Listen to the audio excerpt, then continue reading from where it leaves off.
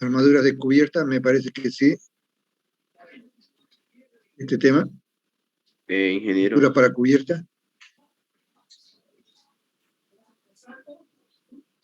Ya hicimos, ¿verdad?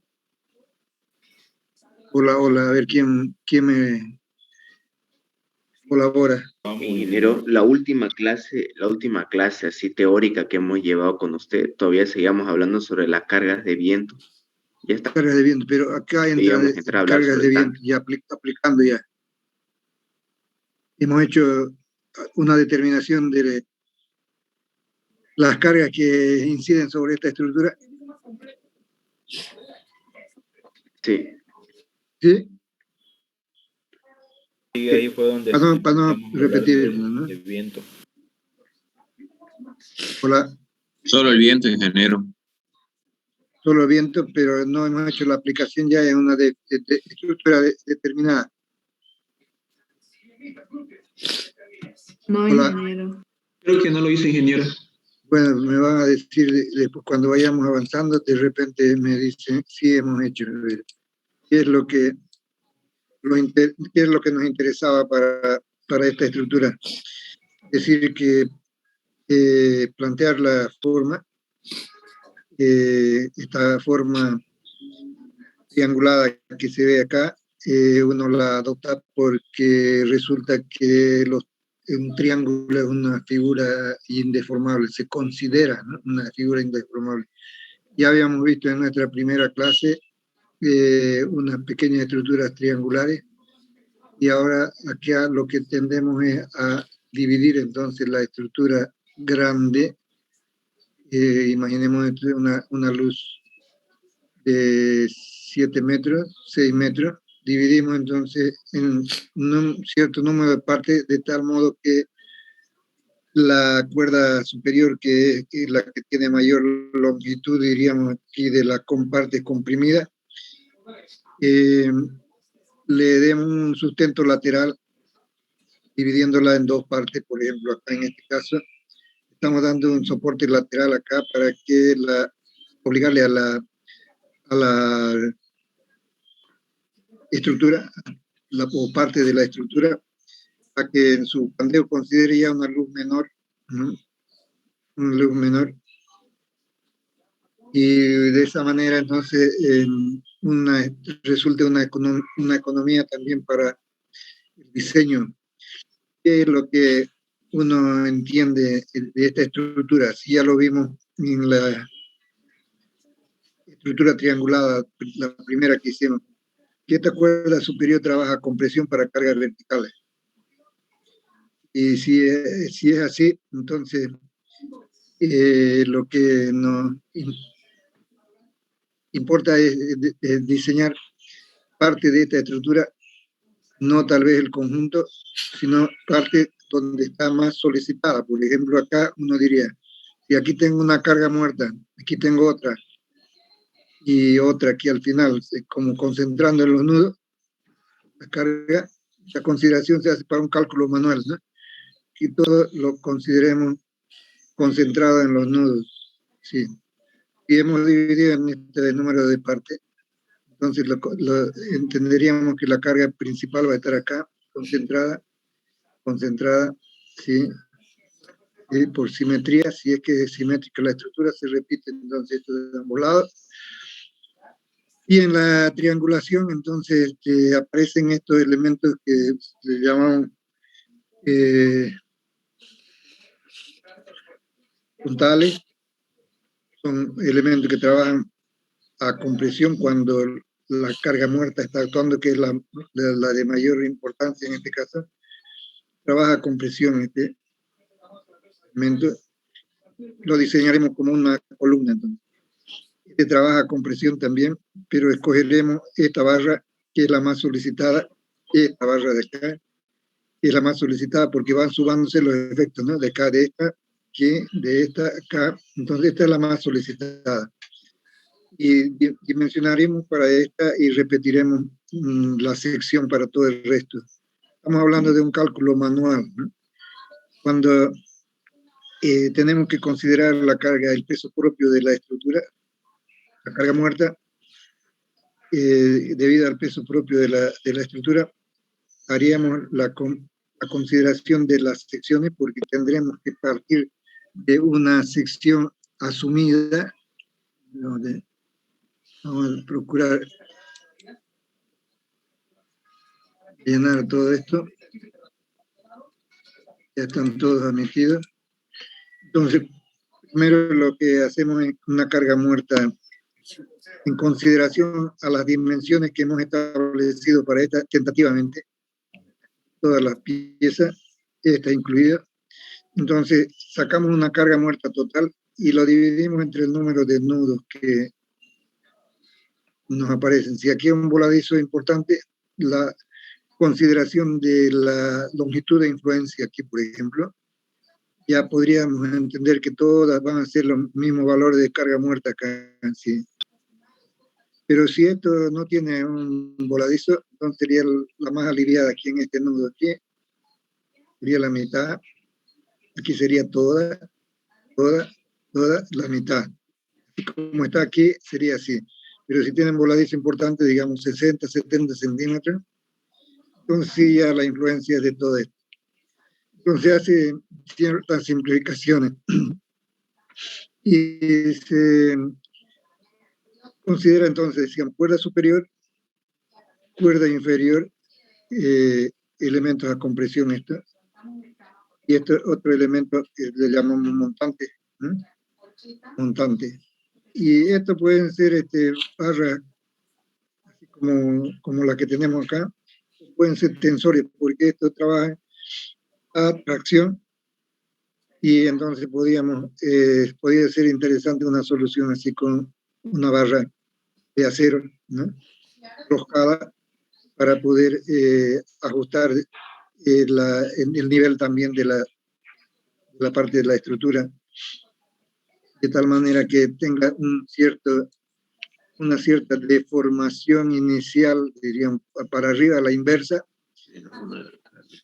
Cuando esté solamente con la carga muerta, se va a poner recta, ¿no? Cuando ya esté actuando la parte de carga viva, de viento, o carga viva de techo, entonces tomará alguna deformación, ¿no? Pero es importante entonces este elemento para graduar esa deformación inicial que podíamos darle, ¿no?, a nuestra estructura. Y cuando determinamos entonces la carga muerta 1, que podríamos llamarle al peso propio, nos vamos a determinar la carga muerta 2, que sería la cubierta. Y esto lo haremos por áreas de influencia, ¿eh? Porque cuando se hace cálculo manual se lo hace para el plano, es decir, que en 2 dimensiones simplemente, no hay profundidad, diríamos acá. Entonces, todo lo que es profundidad lo concentramos en el nudo, para decir que si quiero la carga muerta 2, que sería del techo de la cubierta, tendría que multiplicar por esta longitud media, ¿bien?, por esta longitud, y multiplicar por la profundidad entre separaciones de los elementos, para tener una carga concentrada ahí. Y trabajamos entonces sí, en el plano, ¿no?, carga concentrada para todo, pero hacemos separación de ello. Entonces aquí estamos poniendo eso, de que cómo hay que organizarse, ¿no? Decir que la longitud no nos va a importar, establecerla, y después la altura, que va a tener esta componente acá de altura, y en base a qué vamos a darle la altura, a la pendiente que es exigida por el material, en primer lugar, el material de cubierta que se está empleando, pero también por los factores que están influidos por la posición geográfica, como ser, por ejemplo, lluvia, viento, ¿no?, todo aquello, induce entonces a pensar de que esta pendiente debe ser lo suficientemente importante para que el escurrimiento de la agua, por ejemplo, se dé con facilidad, para que la limpieza del techo sea automática, diríamos. Cuando llueve, entonces acarrea todas las deposiciones que puedan haber acá, hojas, arena que trae el viento. Entonces, que deje limpia la cubierta, ¿no? Pero por otra razón es de que al levantar en la parte media en la estructura, con una pendiente importante, entonces hacemos que sea una viga de altura variable, ¿ya? Acá donde no necesitamos, porque en momento cero consideramos acá en estos desnudos, entonces no necesitamos mucha altura, diríamos.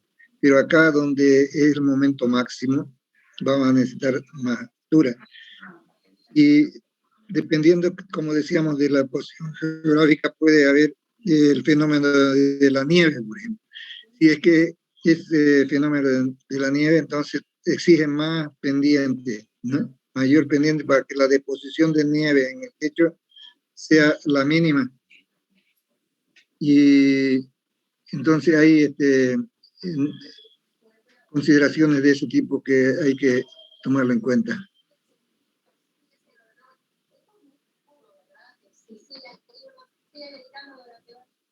Vamos a ver qué es lo que está pasando acá.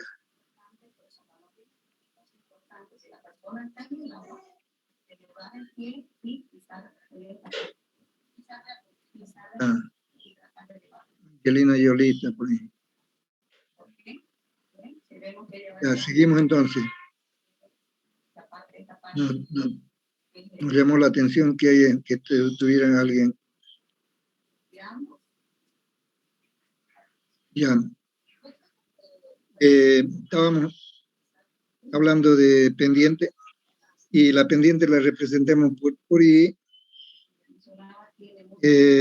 Esa pendiente define un ángulo, ¿no? Que va a entrar en nuestros cálculos para determinar las cargas y los esfuerzos en la barra. Entonces, seguimos con eso. Aquí estamos dando, por ejemplo, 1,26, pero podemos sacar el ángulo que forma esto. Sería el arco tangente de 1,26 dividido entre 3,5. Debe dar eso, 19,8. Vamos a repasar a ver si es que ustedes me van confirmando. Eso, ingeniero. Ya, ¿y cuánto sería entonces la pendiente, si es así? Bueno, la pregunta sería, si yo tengo que poner la pendiente, ¿cuánto resulta acá? Tendría que haberle puesto en una casilla más, pero la tenemos acá. 36%, ¿no? Ya, ¿cómo sacamos eso? La pendiente es 1,20, aquí, esta altura, 1,20, y esto es 3,5, y eso multiplicamos por 100 y va a ser la pendiente, entonces, ¿no? Y esa es la pendiente que tenemos. Y ya estamos agrupándolo de otra manera para significar el material que vamos a utilizar. También lo anotamos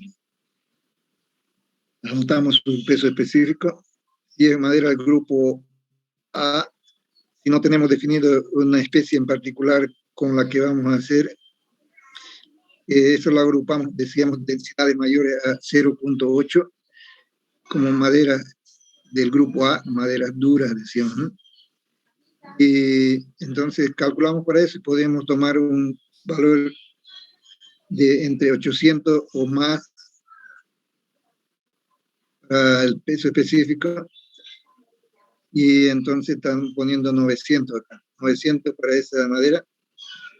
Y si es que es ya algo específico el material que vamos a usar, por ejemplo, tajibo, podríamos ir a una tabla que vamos a ver más adelante, donde están todas sus características físicas y mecánicas de esa especie. Pero en este caso estamos haciendo una consideración de esta manera. El grupo A, simplemente 900, y las tensiones correspondientes a las propiedades mecánicas, vamos a tenerla en una tabla más adelante. Entonces, si hacemos referencia también al material de cubierta, vamos a hablar de la teja colonial, pero para saber qué carga vamos a utilizar, debemos conocer la cantidad de tejas que entran por metro cuadrado y su peso por unidad de piezas, ¿no? de teja colonial. Y el peso propio puede variar así entre 2.8 a 3, por ejemplo, ¿no? Que estamos poniendo 3. Y si son 18 piezas, entonces sería 3 por 18, sería el peso propio por metro cuadrado de ese material.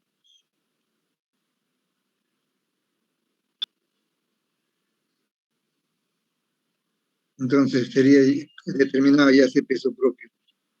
Y el espaciamiento de la armadura, si es para una vivienda, por ejemplo, como son luces pequeñas, y que digamos, las mayores luces, tal vez 5 metros y medio, 5 metros, que quiere decir que nuestro espaciamiento está condicionado, el espaciamiento de la armadura, está condicionado ya por estos listones que usamos normalmente para ese fin, y generalmente se pone 2x2 o 1x3 aquí arriba de estos listones, que es donde va a centrar la teja, a tener el agarre para que no se deslice así la teja. Las tejas vienen ya con una tetilla que se ancla en esta posición, y habrá que saber entonces qué espaciamiento disponer para estos elementos que llamamos largueros, ¿no? Y si conocemos el material, entonces podemos proponer un espaciamiento. Por ejemplo, teja colonial. La teja colonial tiene 50 centímetros. Eso debemos saber, debe estar más adelante. Si no lo está, ya vamos a llegar a él enseguida. Pero lo que vamos a hacer acá, tal vez vamos a procurar dibujar una teja para decir que es una teja colonial. Los que ya han trabajado en este campo, tal vez ya conocen las dimensiones de la teja colonial, y vamos a procurar entonces hacer un esquema para poder referirnos a él, decir que vamos a tener aquí una dimensión y vamos a dibujar una sola tejita. Yo tengo esto más adelante, pero aquí está para aprovechar que estamos hablando de la teja colonial. Entonces vamos a decir que es así.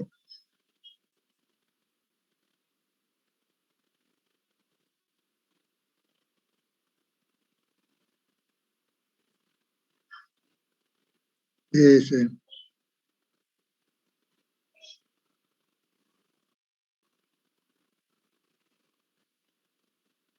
Eso. Entonces, si esto es así, hay una dimensión para darle la conicidad a la estructura. Entonces hay una dimensión que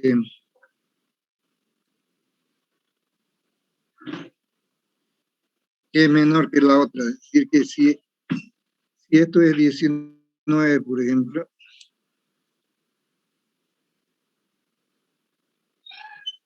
el espesor de la pieza es considerarlo como 1 centímetro, entonces esto sería 21, por ejemplo, ¿no?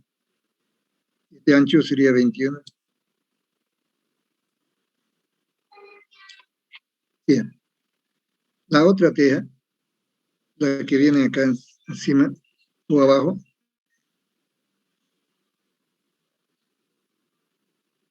la otra teja, entonces tiene que tener un traslape con relación a esto. Así se va a traslapar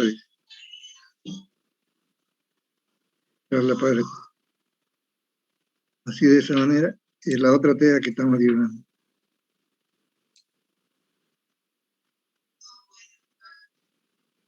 Bien, ¿no? Entonces la pendiente estará en este sentido, y vamos a tener entonces el escurrimiento de esta manera. Este traslape nos garantiza de que no va a haber regreso del agua, ¿no?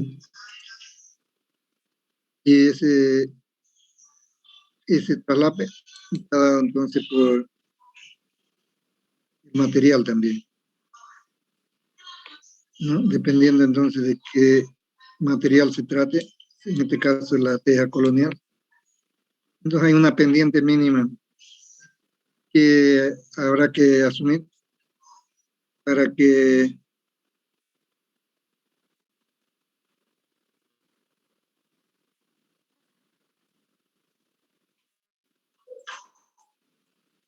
el escurrimiento se dé sin ningún problema. Entonces esto es lo que estamos llamando traslape. La teja entonces es cónica, de 19 a 21. Y una pieza de esta es la que pesa 3 kilos. El listón naturalmente vendrá entonces situado en esta posición.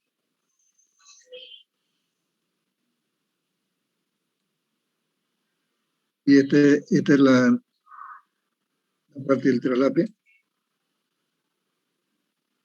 Y voy a procurar dibujar acá para que se entienda cuál es la intención que tenemos. El listón lo voy a dibujar con otro color. Y el listón vendría indicado acá en esta posición. Y de tal manera que esta teja tiene su tetilla. Voy a procurar dibujarla acá. Esta es el listón, vamos a decir. Y este es el listón de apoyo.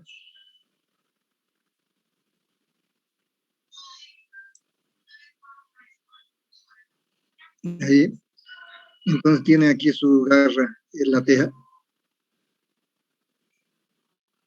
Tenemos esa ventaja de que ahora alguien se ha preocupado de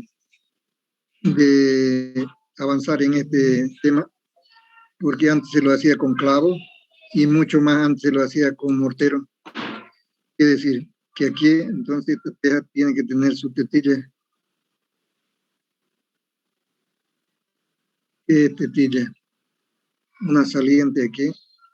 No está precisamente. Muy próximo vamos a dibujarla así. ¿Qué? Parte de la teja, ¿no? Una garrita. Y que se ancla, entonces, si esta es la pendiente para allá, entonces esto es el anclaje para la teja, para el deslizamiento horizontal. Acá, digo, en el plano de la pendiente, más bien, ¿no? Esta tetilla es importante, entonces, para ese fin. Ahí la teja tiene esa parte saliente, entonces. ¿Qué es lo que se logra con esto? Que ya no necesitamos un clavo aquí como se hacía antes para anclarla, ¿no? O mortero. Sí, el mortero sí vamos a necesitar para nivelar, como una especie de cojinete se pone encima de este listón. Mortero, arena y cemento, ¿no? Para al asentar entonces quede en su posición firme, nada más que para eso, ¿no? Porque vean ustedes que en sus inicios esta teja tenía esta forma, si la dibujamos de frente, acá, vamos a procurar hacer este dibujo, así. Y la teja es la mitad de esto, vamos a imaginarnos. Yo lo hago por facilidad simplemente de graficar. Entonces, y este es el listón que vamos a poner. Le estamos hablando ya de frente, ¿no? Bien. Entonces vemos que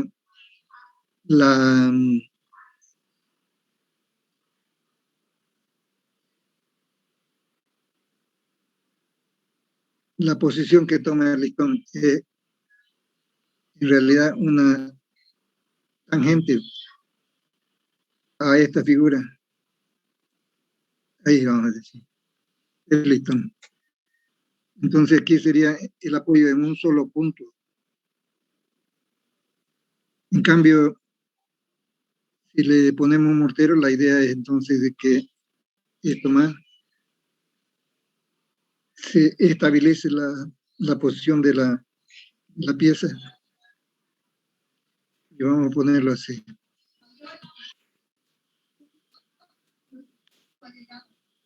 estamos estabilizando entonces, de esta manera. Ahí vamos a poner mortero, y ya estamos poniendo un cojinete en realidad acá para que estabilice la pieza. Y entonces, en este caso, este cojinete permite entonces de que no se mueva así lateralmente la viga, la teja, ¿no? La otra teja viene aquí así, ¿sí? Tapando y esto. Entonces se va formando una composición ondulada en que el hecho mismo de plantear ya una solución mejorada, diríamos, en este caso. Ahí interviene el ingeniero civil con su experiencia de construcción a decir qué dificultades tengo cuando utilizo una teja de esta en su situación de forma original, decir, ¿no? ¿Cuál es mi problema? Entonces, la estabilidad de la pieza. Ahora voy a hacer otra teja, pero ya con otra forma. Es decir, que esta va a ser así, y aquí va a tener una parte recta. Y así están construidas ahora las tejas, con una parte recta acá, de unos 5 centímetros, dice. Recta, ¿no?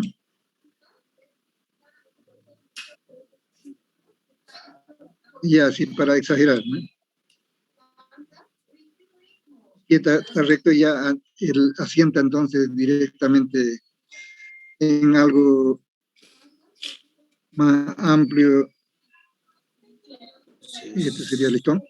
Ya está asentando entonces, en lugar del mortero, entonces le está dando ya su correspondiente estabilidad. Pero a pesar de eso, entonces, bueno, también colocarle nomás un mortero, porque hay piezas que son un tanto deformadas, ¿no? Pero ya mejora entonces la condición. ¿Cuál es la mejora de esta teja? Uno, la tetilla, que es importante, y dos, de que tiene esta parte recta aquí, ideada seguramente por el ingeniero que tiene experiencia en construcción y ha pensado en la estabilidad de esta estructura, ¿no? Bueno, eso para indicar entonces este material, la importancia del espaciamiento que debemos proponerle a la estructura. Y es que el traslape, por ejemplo, exigido de 8 centímetros entre ellos, va a perder 4 una teja de un lado, 4 del otro lado, entonces cada 42 o 40, 42 tendríamos que poner nuestros listones, quiere decir, ¿no? 40, 42 para que tengan un buen traslape, ¿no? Entre 8 y 10 centímetros va a tener, ¿no? Si es 42 sería 8 centímetros de traslape, si es 10 ya ustedes pueden sacar entonces su espaciamiento. Entonces entre 40 y 42 va a tener que ser esto. Y lo importante es que en esta parte primera, usted lo encuentra también en el texto, todo esto que le estoy explicando en el texto de la materia completa, tienen 2 textos, uno, el 2 y el 3, van a tener 3 en realidad. El 1 es general, el 2 ya sería en particular de estructura, y el 3, el 2 es el que estamos viendo, ¿no? El 3 es el de encofrado también, todo encofrado. Entonces, 3 textos tienen la plataforma seguramente. Y entonces, ¿qué es lo que nos interesa ahora? Ver cómo resolvemos esta parte de aquí, en la disposición que estamos estableciendo para los largueros. Este espaciamiento de acá no va a ser igual que estos van a ser todo uniforme, espaciamiento uniforme, para que tengamos entonces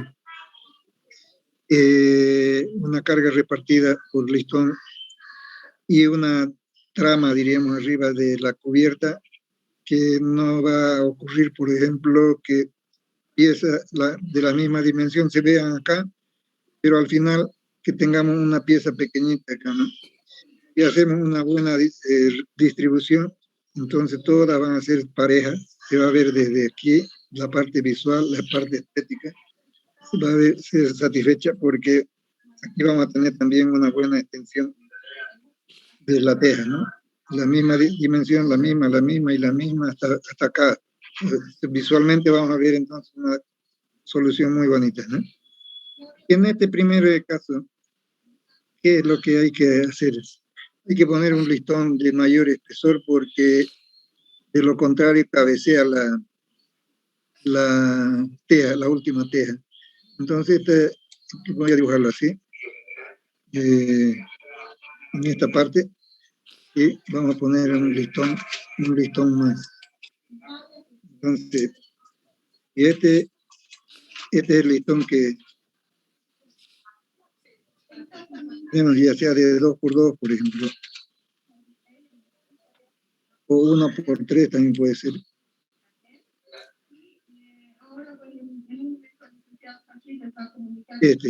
La teja viene acá. Entonces, para este último listón, para que se iguale la pendiente con la parte de atrás por el espesor que toma acá, entonces hay que ponerle también sobre el listón aquí, otro listón, otro pequeño listón. El espesor de la teja puede ser, o un listón más grande, ¿no? Con cierre circular ahí se puede hacer ya en la obra, ¿no? Sí, o comprar ya en el encargo, cortar, digamos, en el encargo ya en el aserradero, el pedido, de una dimensión mayor. Solamente para esta parte, para acá. Una pieza ya de esa dimensión. Total, ¿no? Si este es 2x2, entonces esto seguramente de 1 centímetro y 1.5 centímetros va a estar bien porque la teja tiene 1 centímetro. Entonces, esa pendiente es la que estamos controlando ahí. Cuando ponemos la teja ya, aquí vamos a imaginar nuestra teja, ya va a quedar con la pendiente exacta de las demás también. De las demás tejas, quiere decir. Si no le ponemos esto, va a cabecear así. ¿Sí?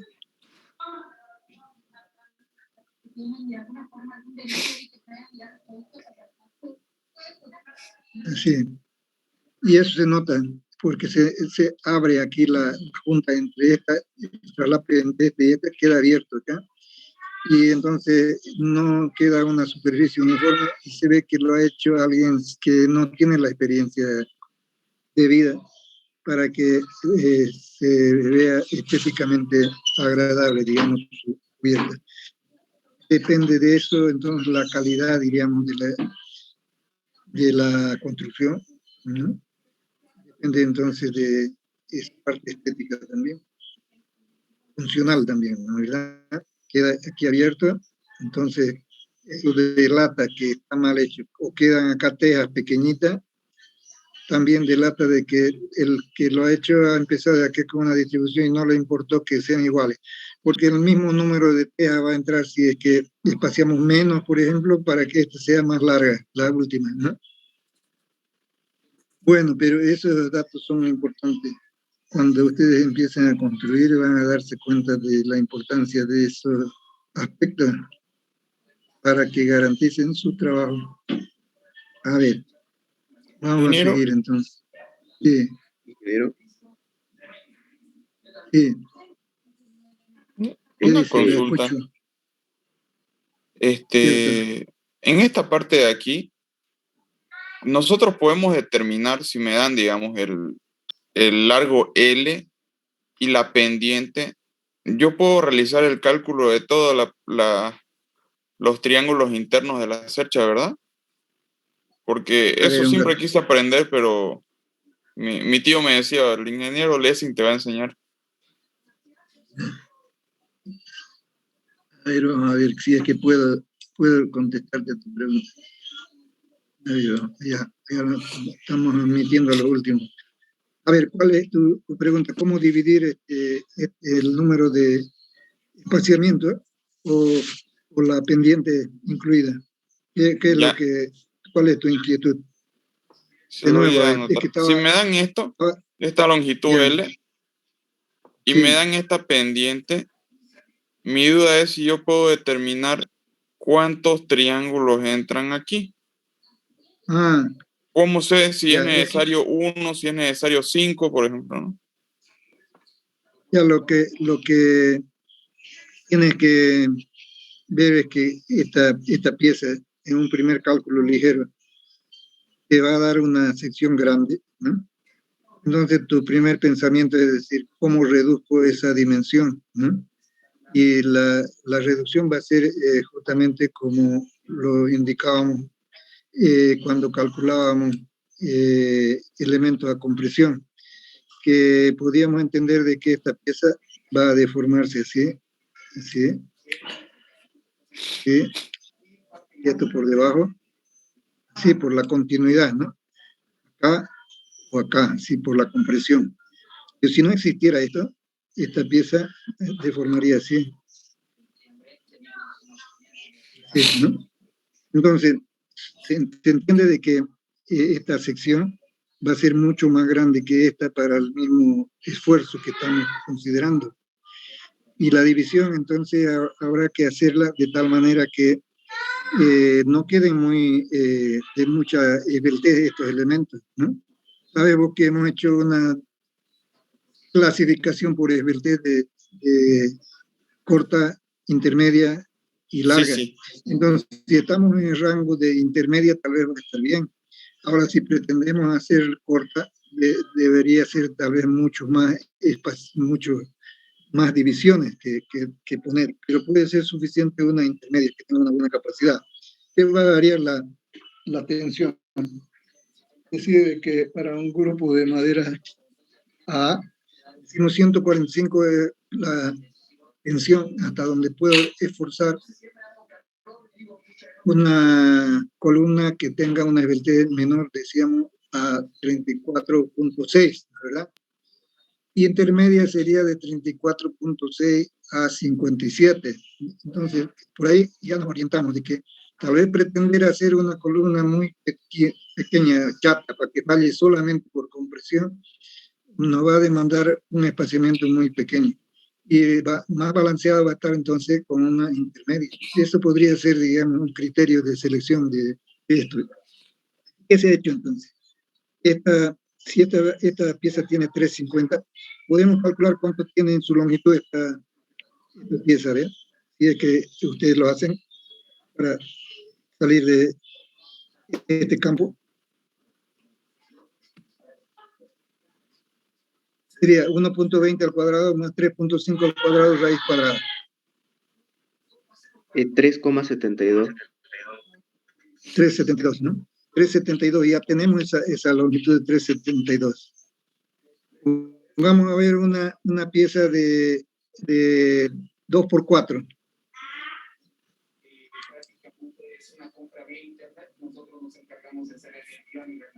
Lo vamos a poner así, 2 pulgadas, 4 pulgadas.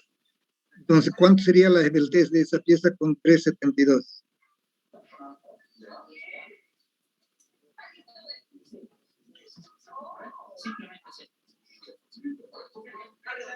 Consideramos los vínculos como articulados, que esa es una de las condiciones para el cálculo manual, ¿no?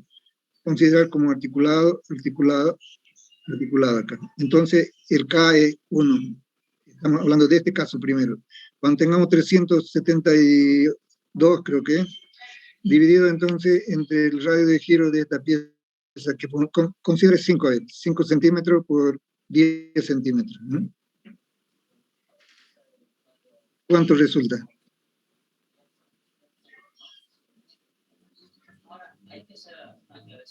¿Alguien está calculando? Ahí me dio un número muy Todos grande. tendrían que hacer.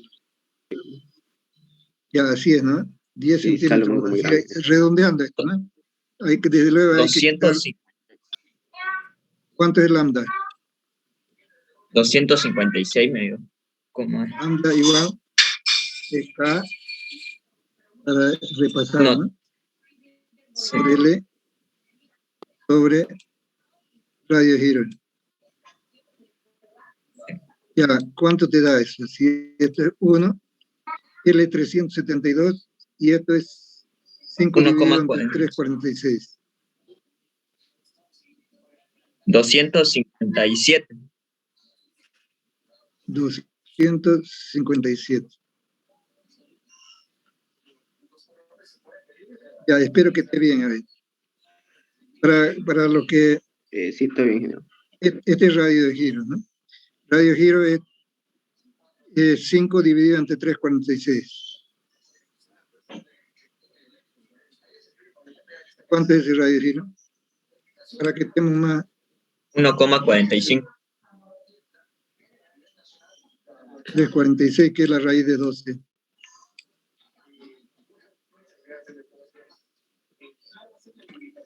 ¿Cuánto dicen? 1.45. Sí, da eso. 1.45. Y esa EBLT nos pone entonces una EBLT muy grande, ¿verdad?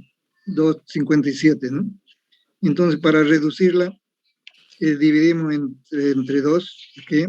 Y sería la longitud ya a la mitad, radio giro a la mitad, y esto ya vendría a ser 100, ¿cuánto? 120. 128. Vean que todavía es grande, ¿eh? Pero ya con esta podemos calcular nosotros, con esta esbeltez, podemos calcular cuál es la tensión que podemos esforzar ese material. ¿Cuál es la tensión? Es del grupo, sería el grupo A, grupo de madera larga, de columna larga, y al cuadrado es dividido lambda al cuadrado rho, ¿no? ¿Cuánto sería la tensión para este caso? Lo que hemos venido a llamar FC, ¿no? Para la esbeltez de 128 da No, para la primera. Aquí vamos a anotar esta tensión.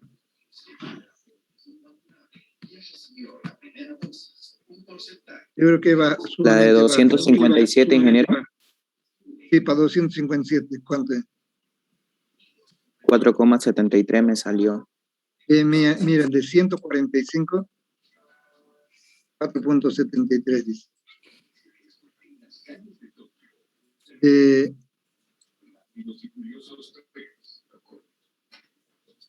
Se pone centímetros cuadrados. De 145 estamos bajando a 4.73 por la esbeltez, nada más. Es muy esbelta la columna. Dividámonos entre 2, ¿y cuánto vamos a mejorar entonces? Este va a ser para la esbeltez 2, para 2 piezas. ¿Cuánto sería? Sí. 19,01 o 07, perdón. La tensión. 19,1. 19,1, ya. Esa es la tensión, ¿verdad? Sí, da eso. Ya. Entonces, si esto multiplicamos por el área, vamos a dar la capacidad entonces para esta. Y comparamos con la capacidad, o digo, la solicitación que está ocurriendo acá, porque no va a ser la misma solicitación esta que esta ya. Van a ser diferentes. Pero eso nos vamos a dar cuenta más adelante. Entonces, vamos a seguir. Esa es la importancia entonces de reducir la longitud de la columna para hacerla más económica sería, ¿no? Claro que se puede solucionar con un solo tramo, que es la exigencia arquitectónica, sí, se puede, pero nos va a dar una dimensión muy grande también, acorde, digamos, con la solicitación que se presenta. Pero ya sería por exigencia arquitectónica, ¿no? Voy a borrar todo esto. Entonces usted recomienda que siempre sea esbeltez intermedia, ¿no? Claro, aquí por economía, no es Por economía. simplemente Sí, sí. no es una recomendación por economía, ¿no? Intermedia podría ser. Y si es por arquitectura, entonces hay que jugar con la dimensión de la pieza nada más. A ver, puede ser, por ejemplo, importante que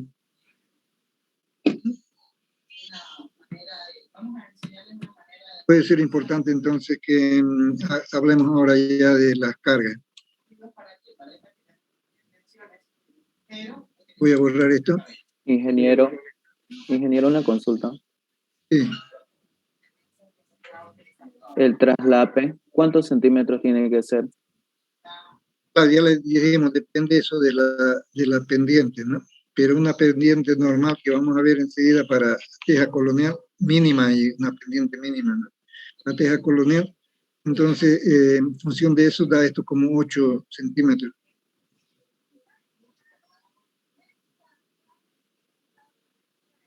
O sea, 4 de cada teja agarra, ¿no? 8 estamos entendiendo al eje, ¿no? El apoyo. Ya, vamos a borrar esto.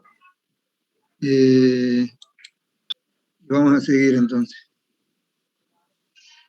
Vamos a salir de este modo. Ya está. Entonces, importancia de la pendiente, ya hemos visto. Importancia también de triangular esta figura. ¿Por qué triángulo y no otra figura? Porque el triángulo es fácil, diríamos, de hacerle la trama, pero sobre todo porque se forman figuras indeformables, diríamos. O con la mínima deformación, diríamos, entre ellas, ¿no? No es lo mismo tener entonces una estructura con cualquier otra forma que una triangulada. ¿Y qué es lo que podemos resaltar aquí también? Que el elemento de atracción podríamos reemplazarlo por un tensor acá, ¿no? Que los elementos de conexión acá puede ser, si es que es una sola pieza arriba y otra abajo, puede ser realizada con entalle, acá, como hemos visto, o puede ser realizada con perno o con clavos. Si las estructuras son pequeñas, entonces con clavos también podría ser. Habría que calcular el número de clavos. ¿Qué es lo que se puede también disponer en nuestro modelo? De que estas piezas sean dobles, por ejemplo, estas, ¿no? En lugar de 2 por 4, por ejemplo, poner 2 piezas de 1 pulgada por 4, ¿no? Y hay entonces estos elementos de una sola pieza, podrían ser de 2 pulgadas, digamos, de 2 pulgadas, y se conectan a través de un conector que puede ser una unión con perno o con tubos. Vamos a ver eso, ¿no? Tubos que pueden ser insertados a través de un entalle que se hace a la pieza y que más adelante lo vamos a ver en detalle. Y eso es lo que podemos organizar entonces, ¿no? Irnos preparando para organizar nuestro trabajo. Decir que tenemos la longitud, en este caso estamos haciendo esta estructura, y hay que estimar la carga viva de acuerdo a las normas. Uno puede asumirla entonces en función de la pendiente, ¿no? El viento, de luego, cuál es el viento en el lugar donde va a construir, si está protegido por edificios, construcciones, aparte de la ciudad céntrica, digamos, o si está en los llanos, ¿no? En el llano, donde va a recibir toda la acción del viento. Y el material de cubierta, en este caso estamos tomando 65, porque hemos hecho la consideración de 18 por 3, se pone 18 por 3, y más un listón, más el listón lo vamos a poner acá como carga también, y el mortero que está considerando traslape y todo eso. Cuando hablamos de la separación, esto uno lo estima, es decir, si vamos a usar listones de 2x2, unos 15 puede estar bien, pero si ponemos 2.30, por ejemplo, ya va a ser muy flexible el listón de 2 pulgadas, y cuando la gente trajina por arriba, entonces va a ir moviendo toda la estructura y las tejas se van a resentir, es decir, la conexión de teja a teja. Entonces, esto mantiene una rigidez interesante para uno de 2x2, hasta 1x3, digamos, podría dar, ¿no? 1x3 también puede ser con 1.15. Pero puede ser que en edificios monumentales, por ejemplo, la exigencia que sea, el caso de las iglesias, por ejemplo, pequeñas, de 8 metros, que generalmente son así de 8 metros de ancho, entonces ya se piensa en estructurar a más distancia, digamos, cada 3 metros, ¿no? Van a ver las iglesias antiguas, así es, ¿no? Cada 3 metros, pero estas piezas ya son mucho más grandes también, ¿no? Y el machimbre se lo coloca acá, ¿sí? Para que se vean la estructura, que es muy bonita, de madera, y aquí el machimbre entonces se lo establece en esta posición, ¿sí? Se ponen listones ya para que agarre la teja nada más, ¿no? Los listones pueden ser de 1x3 sobre el machimbre. Entonces, todas esas cargas pueden estimarse dependiendo de la solución que estemos proponiendo. Entonces, si tenemos que ya ir a establecer la carga por nudo, ¿no? Por nudo, entonces podríamos ir siguiendo acá. Ustedes van a tener la secuencia aquí de cálculo para poder ir alimentando nuestro archivo de carga. Entonces, ¿qué decir? Vamos a determinar 371, decíamos que era esta dimensión acá, desde acá hasta acá, 372 creo que calculó uno de sus colegas. Lo dividimos entre 2 para triangular nuestra estructura. Lo dividimos entre 2 para triangular nuestra estructura. Estamos haciendo eso acá. Aquí. Entonces va a quedar 1,86. Y esto le vamos a llamar L'. L sería esta longitud que nos sirve para referencia. Esto sería L', ¿no? Y L' medio sería esta. Desde acá hasta acá, ¿no? A ver. Aquí lo tenemos. Ya, a L' le estoy llamando a 1,86. Estamos llamando aquí a 1,86 L'. Entonces, este podría ser L segunda, toda L', esta mitad, ¿no? Ya. Pero eso no va a ser de base para nuestro cálculo, entonces, 1,86. El ángulo ya lo hemos establecido por arriba. Y si es que dividiera, por ejemplo, entre 4, sería así, ¿no? 0,93, pero no es el caso que vamos a considerar enseguida. Vamos a procurar primero para ver si es que está correcto nuestro espaciamiento. ¿Qué sería para este caso? Y vamos a hacer como carga muerta, dice teja colonial, y lo vamos a expresar en kilopondio por metro cuadrado. Si fuera metálica la cubierta, por ejemplo, la calamina número 26 es la que tomaríamos, ¿no? Hay una número 28 que es más delgadita, pero la 26 es la que recomendamos, ¿no? Entonces la 26 así podrían poner entre 8, y esto también es dependiendo de que podemos poner así de 8 a 10 kiloponios por metro cuadrado. Estamos tomando 10 acá. Entonces, machimbre también vamos a tener. ¿Qué va a ser el machimbre? De 2 centímetros de espesor, ¿no? Vamos a aclarar eso. Que se trata entonces de un machimbre de 2 centímetros de espesor.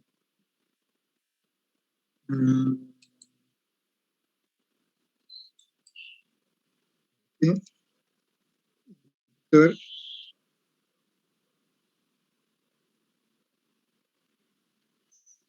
2 centímetros.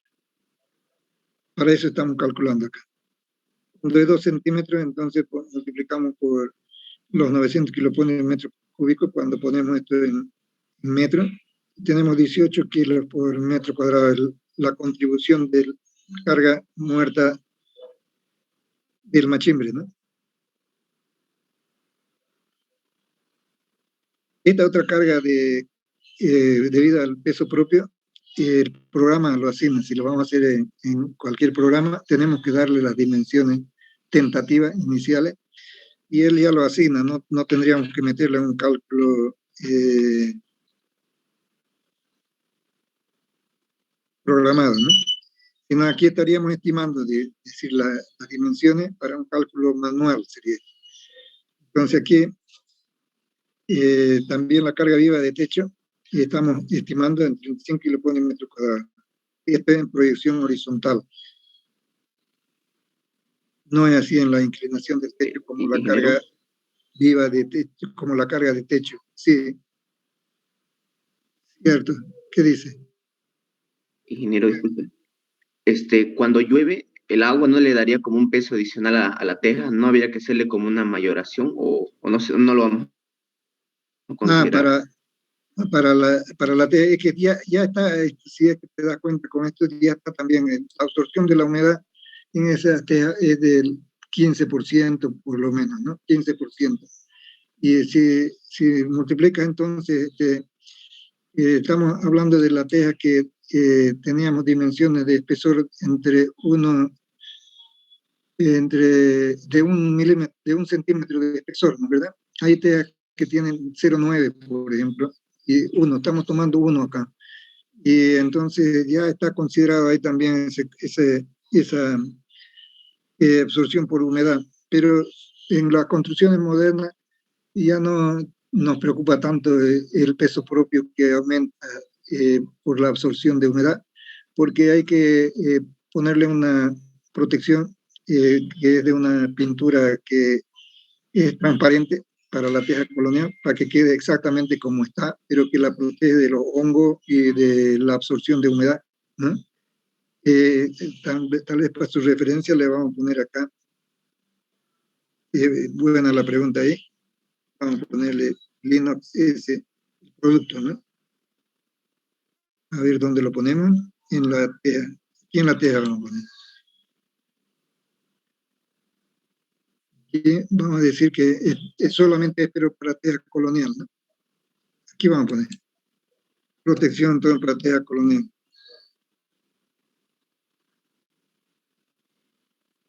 Creo que también igual el ingeniero le pone recoplaje igual, ¿no? Linox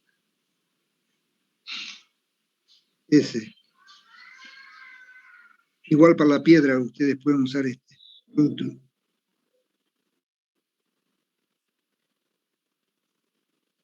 ¿Protección para la piedra? Linox S. Ese nombre tiene. Y viene ¿En balde? de 1 galón, por ejemplo, 3.6, o en grandes también, ¿no? Pero el rendimiento es muy importante. Debe ser para unos 50 metros, por ejemplo, 1 galón, ¿no? Entonces, para una vivienda completa, unos 2 galones va a estar bien. 1 galón es 3.6 litros. Linox S, entonces también para piedra también, ¿no? La piedra, cuando absorbe humedad, por ejemplo, esa piedra cortada y apilada, así, que ornamental, que muchos usan para destacar, digamos, el material natural, ¿no? Los arquitectos les gusta mucho eso. Para la piedra también se usa ese, Linox S también. Queda transparente el mismo color de la teja, o digo, de la piedra, y lo protege entonces de que absorba humedad y que se deteriore la piedra, ¿no? Igual el techo. Este techo puede durar 5 años, por ejemplo, después hay que pintarlo otra vez, ¿no? Pero no es una pintura en realidad, ¿no? Es una protección, una lámina de protección transparente. Lo que dijo uno de los estudiantes puede ser también con Recuplast, pero no hay Recuplast transparente, ¿no? O es rojo, color teja, dice, pero ya eso le quita, diríamos, su belleza a la teja natural, el color natural de la teja. Entonces, también lo protege, pero le quita su color natural. Hay un color teja cerámica, dice, otro color teja nada más, y la diferencia es grande entre los dos. No es una más rojiza, más opaca. Sí, hay, ingeniero. Pero es pintudo el rojo. En mi casa le hemos puesto rojas y han quedado bonitas. Bueno, depende de en qué época uno construye también, ¿no? La cosa es que se envejecen, se despinta y ahí se ve feo. Hay que pintar de nuevo. Por eso el lino ese te va a hacer la prueba, es un trabajo que queda muy bien hecho, bien presentado. No queda la teja brillosa, queda con su aspecto natural, ¿no? Porque es transparente. Y es una película que de protección nada más, ¿no? Pero es da muy buen resultado. Entonces, eso lo ven ustedes también en construcciones de edificios. De edificios se ve todo esto también. Pero aquí nos está importando recordarles para que lo tomemos ya en cuenta en nuestros cálculos y en nuestra construcción. A ver, hemos llegado entonces a cubrir todo lo que nos interesa para ir Ingeniero. ¿Qué dice? Ingeniero, disculpa una consulta. ¿Y cuánto sería la carga, digamos, la carga muerta para una teja de esas Duralino, de 1 metro por 2? Allá ellos tienen diferentes espesores, el Duralit. Si te das cuenta, hay algunas tejas hasta de 6 milímetros, pero hay una de pequeño espesor que deben ser de 3 milímetros, que exigen más elementos de sustentación, para decir, los listones están en función también de esa rigidez que tenga la teja. Y entonces te podría decir que depende del espesor eso, y ellos lo tienen en sus manuales que nos ofertan. El peso propio que puedes considerar, por ejemplo, puede ser 25 kilos por metro cuadrado, ¿no? Para tejas de 6 milímetros. Entonces, habrá que obedecer a esa norma que tienen ellos para su espaciamiento, porque ellos también tienen te dan la garantía de que si pones los listones también a tal espaciamiento, va a estar bien para que reciba la carga viva de techo, por ejemplo, ¿no? Y eso es importante para que haya la carga viva de techo, para el montaje o para mantenimiento, ¿no? Cuando vos pisas arriba, si se rompe una teja, es porque está mal espaciada seguramente, ¿no? ¿Y espaciada en qué sentido? Sus listones, su apoyo. Pero entonces depende del espesor en ese caso. Ustedes tienen también en el primer texto, hay una lista de materiales con su peso propio que pueden estimar, incluido el Duralit, ¿no? Con espesores diferenciados. Inclusive las placas metálicas también onduladas, ¿no? Tienen eso ahí. Ahora entonces nos centramos en lo que viene a ser el viento, ¿no?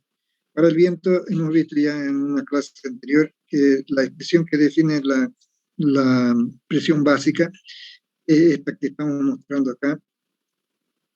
Aquí vamos a agrandarla un poco para que no hagan tanto esfuerzo visual. Y entonces esta es la expresión que hemos venido utilizando para el viento. Supongamos desde una velocidad de 120 kilómetros por hora,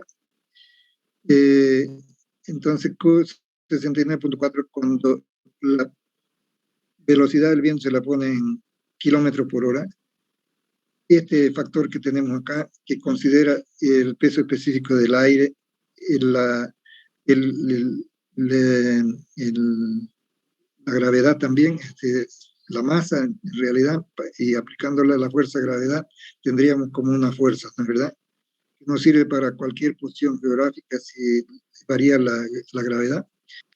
Entonces, esto está condicionado para esas unidades de velocidad. Y es que tenemos velocidad en otras unidades, por ejemplo, millas por hora, este factor va a ser diferente, ¿no? Eso hay que tener cuidado. Si es metros por segundo, también este factor va a ser diferente. Esto está para esta condición, para que nos dé kilopondio por metro cuadrado, para que estemos listos para usarlo en nuestra presión final en la estructura. Cuando es barlovento, ya hemos dicho que barlovento para una forma rectangular es 0,8 el coeficiente de forma. Y por 69, entonces hay una pequeña reducción de 20% para la presión del viento en barloventos. Para barlovento, pero en la parte inclinada, ¿no? En la parte inclinada, la inclinación de alfa.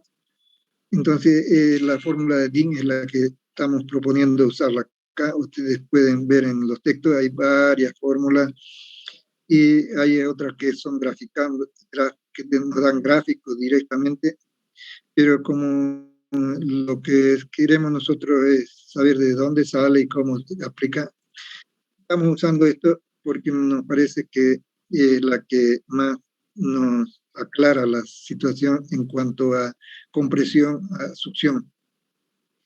Entonces, si este factor nos da negativo, quiere decir que es succión. Si este factor nos da positivo, quiere decir que es compresión. Y entonces, aquí, por ejemplo, resulta para el ángulo que tenemos, vamos a comprobarlo. Primero, saquemos para la presión básica, si está bien, con 120 al cuadrado por 0,0482, si da 69.4, si confirmamos. Todos tienen que ayudar, todos tienen que estar despiertos. Ingeniero, eso da 69.41. Ya, cuando hablamos entonces por el factor de compresión, 0,8, ¿cuánto sería? 56, ¿no? Redondeado. 55.5, sí. Ya, cuando es este viento en barlovento para la parte inclinada, como hemos visto que este ángulo ya está determinado aquí arriba, sería 19.8.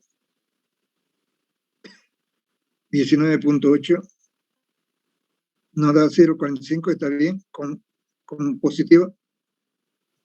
Sí, da ese. Sí, está bien. Está bien. Cuando hay viento en sotavento, es decir, en la parte de atrás, ya posterior, no importa que esté inclinado o que ya esté vertical, ahí es succión, dice 0,4, ponga 0,4 con menos. Da 28 entonces, ¿no? Esa es la mitad de barlovento, en la misma condición de pared, que es succión, ¿no? Y vean que ya hemos avanzado entonces en la determinación de las presiones que debemos tomar para nuestra estructura. Y si es que ya podemos ir si podemos ir ya definiendo esto por su correspondiente ancho de influencia, entonces podrían poner lo siguiente.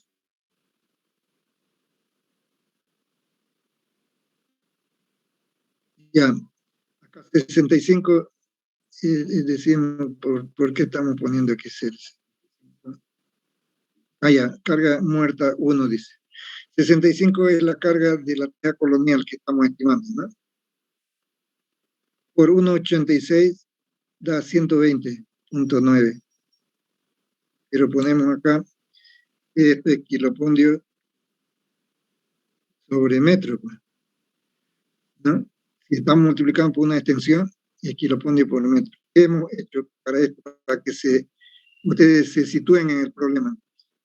Toda esta carga de acá, que estamos llamando carga muerta de teja colonial, es 65 kiloponios por metro cuadrado. Si multiplico por esta extensión, la mitad de este lado voy a llevarlo al nudo, ¿no? Aquí al nudo. Y entonces tengo por 1,86 que multiplicar. Quieta por 1,86. Así es. A 121 kiloponios por metro. Pero como quiero carga, transformarla en una carga puntual, 120.9.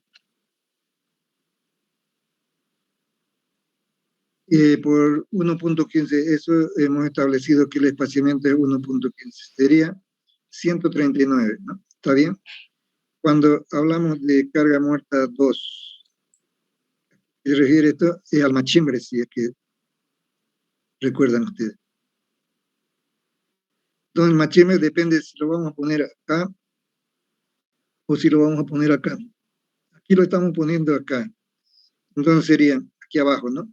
No queremos que se vean las cerchas, sino una vivienda, queremos que se tenga un silo falso para que la altura entonces esté limitada hasta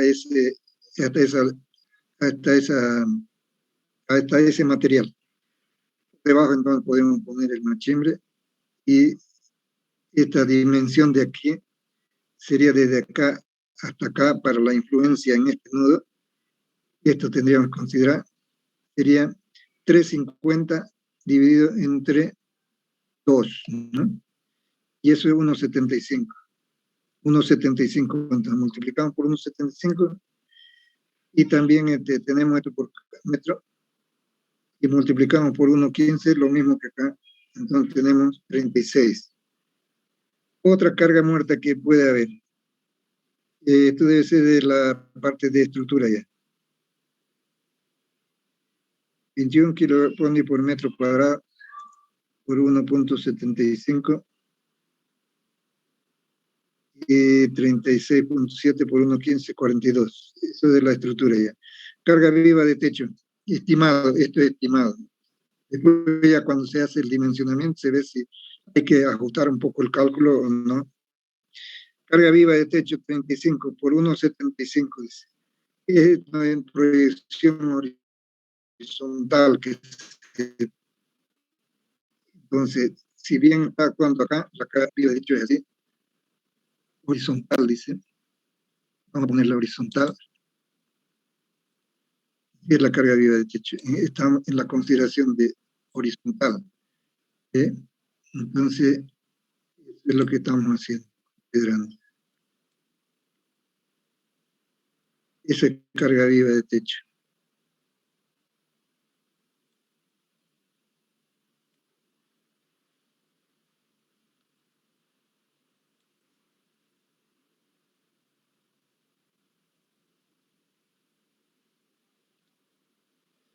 Entonces, si es que es así, entonces esto te multiplicamos por la proyección horizontal. Esto por el coseno de alfa es lo mismo, ¿no? Para que no nos perdamos, entonces hacemos esto, multiplicamos por 1,75 y ya vamos a tener puntual también acá.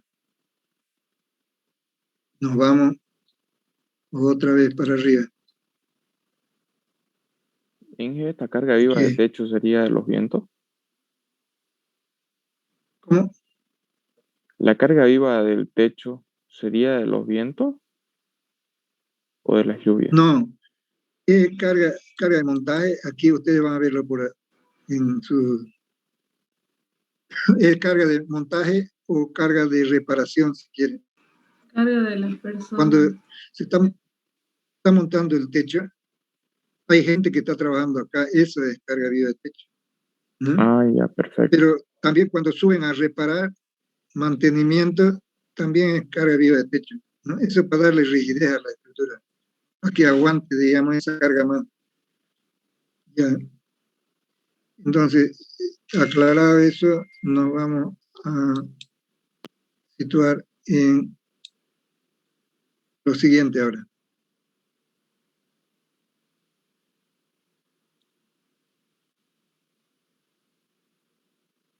Estamos acá. Carga viva de techo, por eso es 1,75 que estamos multiplicando. 70,40, ¿no?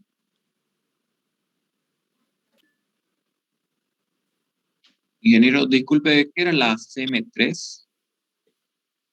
La carga muerta 3. ¿Cómo? Si podría volver a repetir la carga muerta de nuevo, 3. Ya, esto es para la estructura. Peso propio de la estructura de la cercha. Y se estima, nomás habíamos dicho de 2x4 y de 2x3, ¿no? Todo eso se suma y se saca una carga total y se divide entre el número de nudos para hacerlo directamente, ¿no?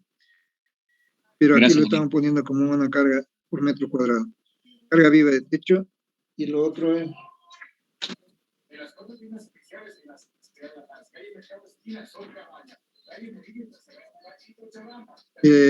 la otra parte Y esta carga de viento ya, ¿no? Ya. ¿Qué es lo que estamos haciendo en la consideración del viento? 3, carga de viento en 3, dice. A ver. Aquí tenemos, ¿no? Viento en barlovento, 0,45. Viento en sotavento, menos 28.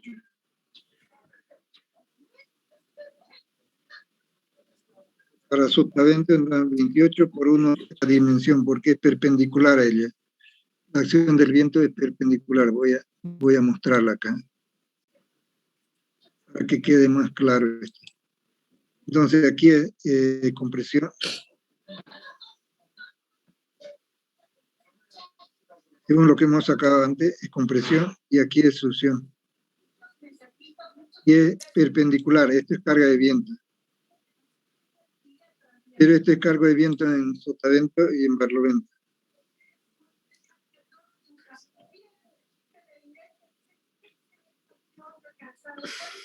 Sotavento.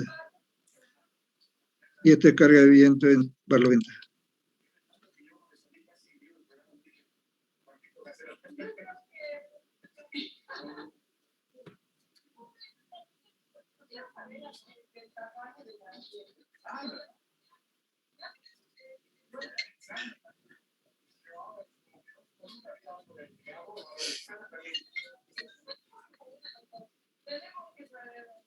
Hola. ¿Sí? ¿Sí? Ya. A ver, un ratito que estoy pasando clase. ¿Por qué no me llaman de una media? No.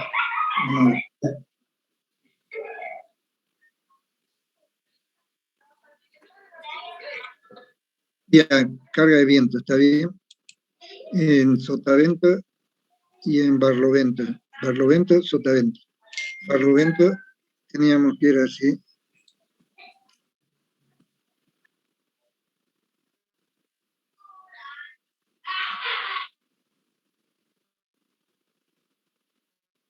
Así.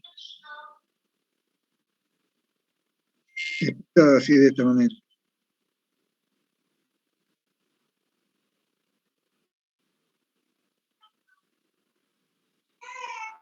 Aquí está. 0,45 es compresión, el otro es succión, 0,28.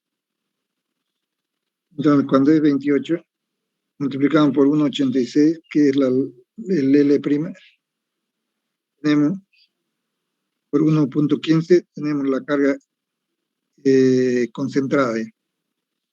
Y igualmente para barlovento, ¿no? Y aquí tenemos ya un detalle de esa consideración. Carga muerta sumada ya, porque hay una componente de carga viva de techo, carga muerta de teja, más bien, de teja, la carga muerta del material de madera, machimbre, todo eso suma ya, ¿no? En nudo ya, está en el nudo 1, ¿no? Y en el nudo 2 ya es el doble, porque aquí es pequeño, el tramo que afecta es pequeña, aquí la que contribuye aquí es todo esto, este ancho, todo este ancho que es 1,86, y el otro es pequeño, ¿no? Así es, nudo 3, nudo 4, nudo 5. Y tenemos entonces ese ordenamiento de carga muerta, carga viva de techo, ya está, 35 en los extremos y 70, 70, 70, 30. Carga de viento repartido de esa manera. Y carga de viento en 2, en 3, y podríamos analizar para viento en Z también, que no lo hemos hecho acá. Pero esto sería lo fundamental aquí. Con estos datos podemos entrar al programa y calcularlo. Y hacer el cálculo manual también para comprarlo, ¿no? Pero sería ocioso comparar un cálculo manual con un cálculo por un programa. Entonces lo que vamos a hacer es creer que el cálculo manual ya lo sabemos, cómo hacerlo, establecer el esfuerzo en la barra. Eso lo han hecho en sus anteriores cursos también. Y vamos a hacer entonces uso de un programa para resolver esto. Y con esta carga ya metemos para un cálculo en 2 dimensiones sería. Pero luego vamos a ver la facilidad con que se trabaja ya en 3 dimensiones, pero en el programa está, ¿no? Pero vamos a hacer ambos casos entonces. Para en el plano, y las otras cargas van a ser entonces para en 3 dimensiones. Es decir, multiplicar toda por 1.5 sería, ¿no? 1.15, ¿no? O dividirlo entre 1.15 y tomar como carga lineal, ya. Esa es la diferencia, ¿no? Que en nuestro programa, entonces ya tomamos esta consideración, ya no puntuales.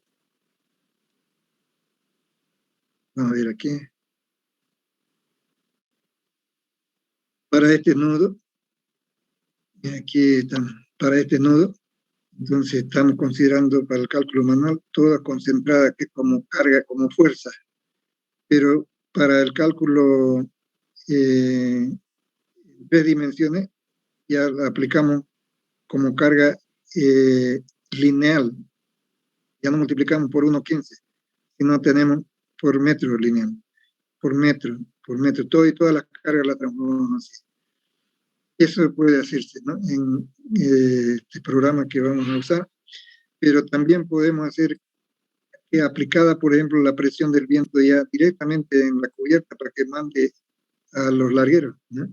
Y el programa ya lo concentra, lo considera entonces como carga que están establecidas para el cálculo.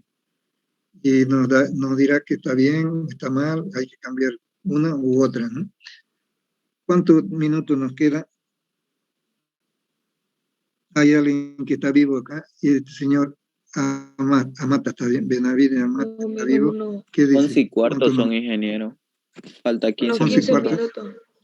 15 minutos más. Ya, no nos da para hacer en el RAM, que quería que lo hagamos en el RAM, pero tómenlo en cuenta entonces estos datos que vamos a meter. Y tal vez sí, ¿no? No da tiempo. Tienen ustedes, lo que tengan, pueden abrir, si es que tenemos suerte, nos alcanza el tiempo. El problema es que tardamos. A ver, si tienen tiempo para poder llegar al modelo, por lo menos.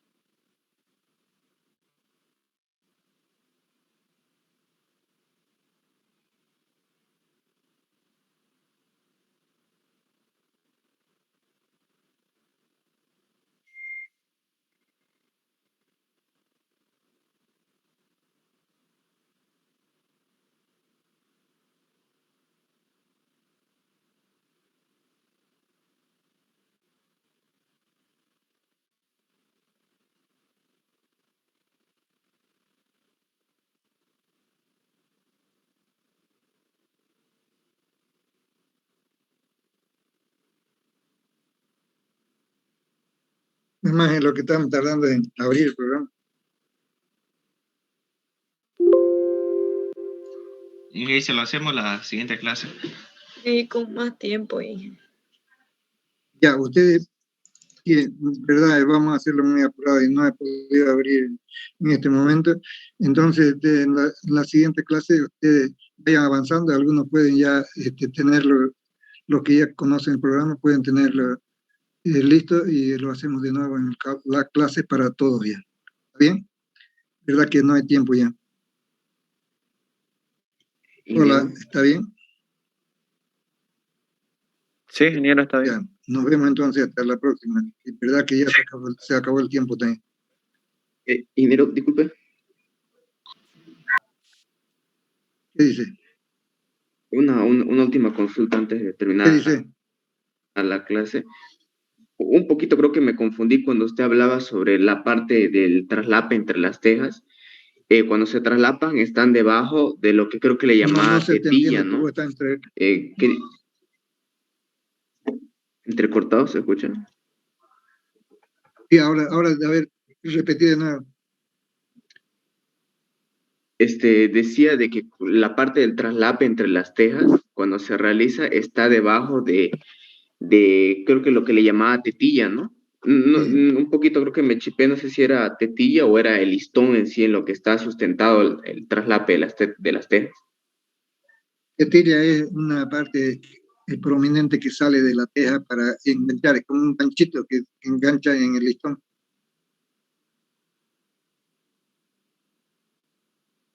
¿Está bien? ¿Te imaginas? Una saliente, es decir, para que sea un tope en el listón y se agarre, como una garra, ¿no? Ya. Listo, pues nos vemos. Chao, chao. Listo, gracias.